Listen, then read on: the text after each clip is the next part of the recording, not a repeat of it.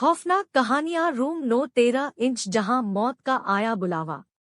मैं आपको अपने मित्र नीलेश की बहन नीलिमा और उसकी साली नीतू की बीती आप लोगों को बताना चाहती हूँ। कुछ दिनों पहले नीलेश ने मुझे बताया था कि उसकी बहन की मौत हो गई है। ये सुनकर मैं बहुत दुखी हो गई और मैंने उसकी मौत का कारण पूछा तो उसने पूरी घटना मुझे सुनाई। कुछ दिनों पहले नीलेश उसकी बहन नीलिमा और साली नीतू के साथ कहीं घूमने गए थे।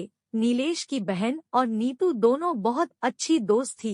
लौटते वक्त काफी रात हो गई थी। रास्ते में उसकी बहन की तबीयत खराब हो गई थी, उसे काफी ठंड लग रही थी। हमारा घर अभी भी 100 किलोमीटर दूर था और रास्ते में कोई भी रुकने की जगह नहीं मिल रही थी। थोड़ी देर के बाद हमें एक होटल दिखाई दी तो नीतू ने होटल में रुककर उसकी बहन को आराम देने को कहा। उस होटल के काउंटर पर हमने जब रूम के लिए पूछा तो उसने बताया कि सभी रूम फुल थे क्योंकि उस रास्ते पर केवल वही एक ढंग की होटल थी। लेकिन तभी होटल के मैनेजर ने बताया कि एक रूम खाली था, रूम 9-13। हमने उस समय अंधविश्वासी वाली बातों को ना सोचकर रूम ले लिया। जैसा कि आप लोग जानते हैं कि रूम 9-13 को अशुभ माना जाता है और कई होटलों में इस नंबर का कोई रूम नहीं होता है, लेकिन ये होटल कई साल पुराना था। जैसे ही वो तीनों उस रूम में गए तो उन्हें नेगेटिव एनर्जी महसूस हुई। उस रूम की कंडीशन तो ठीक थी लेकिन ऐसा लग रहा था जैसे बरसों से यहाँ कोई रहने नहीं आया हो। उन्होंने कुछ ज्यादा नहीं सोचा।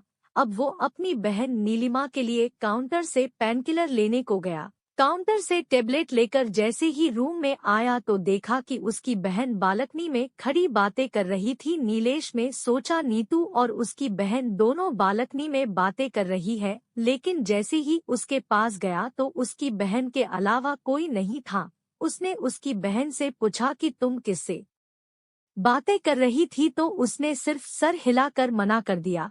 तभी नीतू वॉशरूम से आई। नीलेश घबरा गया कि अगर नीतू वॉशरूम में थी तो नीलिमा किससे बात कर रही थी। नीलेश ने नीलिमा को टेबलेट दी और सो जाने को कहा। अब नीतू और नीलिमा दोनों बेड पर सो गए और नीलेश सोफे पर सो गया। सुबह जब क्लीनर कमरे की सफाई के लिए आया तो दरवाजा खुला था और वो जब अंदर आया तो देखा कि कमरे में खून की खून था और नीलिमा मर चुकी थी। क्लीनर जोर से चिल्लाया तो मेरी नींद खुल गई और देखा कि नीलिमा की मौत हो चुकी थी और नीतू बेहोश हो गई थी। नीलेश जोर जोर से रोने लगा और मैनेजर को बुलाया। मैनेजर ने तुरंत एम्बुलेंस को बुलाया और दोनों को हॉस्पिटल ले गए। नीलिमा तो मर चुकी थी लेकिन नीतू को थोड़ी देर में होश आ गया। जैसे ही नीतू को होश आया तो उसके पीछे उसकी बहन की आत्मा थी जो उससे बोल रही थी, तूने मुझे मार दिया। यह कहकर वो गायब हो गई। नीलिमा काफी बुरी तरह डर गई। अब नीलेश में नीतू से सारी घटना पूछी तो उसने बताया कि रात को जब मैं पानी पीने उठी रात तो देखा नीतू फिर से बालकनी में बैठी थी और कुछ बड़बड़ा रही थी और मैं जैसे उसके पास गई और उससे पूछा कि वो यहाँ क्या कर रही है तो उसने मुझे जोर से धक्का दिया और मेरा सर दीवार से टकरा गया और मैं बेहोश हो गई और इसके अलावा मुझे कुछ याद नहीं है। जैसे ही नीतू हॉस्पिटल से छुटी तो वो नीलेश के साथ उस होटल में गई और उसने काउंटर पर मैनेजर से बात करने को कहा तो उसने बताया कि आपकी घटना के दूसरे दिन मैनेजर की मौत हो गई थी। वो दोनों शॉक हो गए। उन्होंने क्लीनर से माजरा समझने की कोशिश की तो उसने बताया कि आप जिस रूम में रुके थे वो प्रतिबाधित था और रात में वहां कोई नहीं रुकता है, लेकिन मैनेजर ने पैसों के चक्कर में रूम आपको दे दिया। इस रूम में पहले भी 2 मौतें हो चुकी है।